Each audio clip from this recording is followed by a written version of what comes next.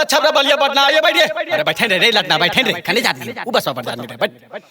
अरे चाची ओहो अरे बैठन चाची अरे पहले ये बस में पहुंचे तो आबान जी अरे भाड़ा बा 2 रुपया कमे दे आबा रुक तनी खैनिया बना ओ बनवाला सुपर लिया अरे साला ई तो हमर मलबा है रे। आय बाबा अरे भगला मत ये काम करो रे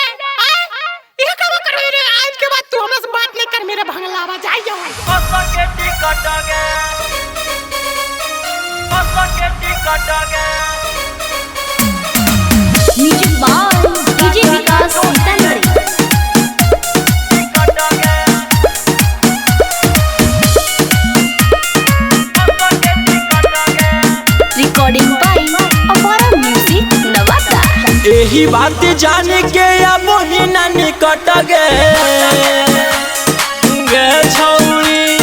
यही बात जाने के अब ही ना निकट गे कि गया में हम काटो ही ये बस के टिकट गे आई है कमाही है कि हो दिक्कत गे कि ना बाधा में काटो ही ये बस के टिकट गे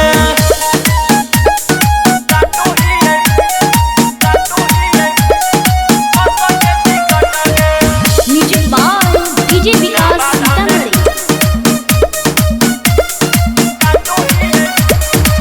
यही हो छौरी हमारा कारोबार गे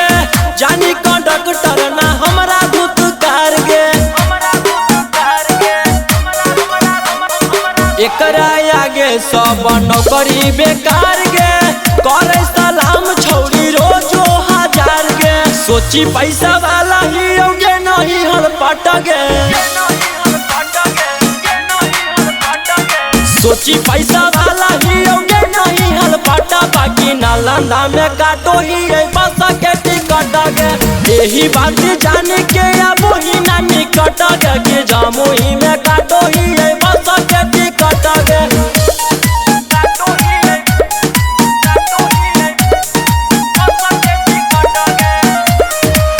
music by DJ Vikas Sitamarhi